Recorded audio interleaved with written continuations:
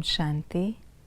ज्ञान सागर, दुख हरता सुख करता, हेवनली गॉड फादर, आज हम बच्चों को इस संगम युग का महत्व समझा रहे हैं और साथ साथ ड्रामा के पट्टे पर अटल रहकर पुरुषार्थ की गति को तीव्र करने की शिक्षा भी दे रहे हैं। आइए रिवाइज करते हैं आज के 14 अक्टूबर 2025 के मधुर महावाक्यों को। संगम युग की विशेषता क्या है? इसमें ही परिवर्तन होता है, इसमें कनिष्ठ से उत्तम बनते हैं। ये पुरुषोत्तम संगम युग कल्याणकारी युग है। ज्ञान मार्ग में कौन सी बात सोचने व बोलने से उन्नति नहीं हो सकती? ड्रामामय होगा तो पुरुषार्थ कर लेंगे, ड्रामा कराएगा तो कर लेंगे। गीत है, ये कहानी है दीवे और तूफान की। मुख्य एक्टर्स का पाठ क्या है? शंकर का इस सृष्टि में पार्ट ही नहीं है, ब्रह्मा और विष्णु का ऑलराउंड पार्ट है। शिव बाबा का इस समय ज्ञान देने का पार्ट है। पढ़ाई का तंत्र क्या है? बाप की याद। मेहनत किस बात में है और माया के विघ्न किस में नहीं आते हैं? याद की यात्रा से कर्मातीत अवस्था को पाने में मेहनत लगती है। माया के विघ्न पढ़ाई में इतने नहीं आते हैं। हमारा पाठ क्या है? विश्व को नया बनाना। सर्व के स्नेही और लवलीन किसे कहा जाता है?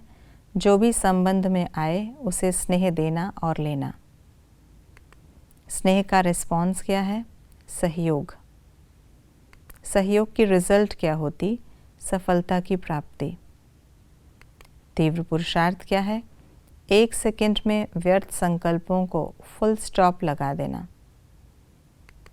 आदि मध्य अंत दुखों से छूटने की युक्ति क्या है? विकारी बंधनों से मुक्त होना। विकारी बंधनों से छूटने का क्या पुरुषार्थ करना है? ईश्वरीय नॉलेज की धारणा। किसको क्या कहा जाता है? बाप को ज्ञान सागर, शिव बाबा को सर्वोत्तम, श्री कृष्ण को श्याम सुंदर, बाप को श्री श्री 108 जगत गुरु, राइट रॉन्ग को समझने वाले को ट्रुथ, गुरु द्वारा वाणी से परे जाने को वानप्रस्थी बनना। क्या होने से क्या होता है? 8 रत्नों को जपते हैं क्योंकि वे पास विद ऑनर होते हैं। कुमारियों के आगे सब माथा टेकते हैं क्योंकि निर्विकारी हैं। कोई भी वापस नहीं जा सकता क्योंकि विकारी भ्रष्टाचारी हैं। बाप का जन्म दिव्य अलौकिक कहा जाता है क्योंकि ब्रह्मा रथ लोन लेते हैं। क्या होने से क्या होता है?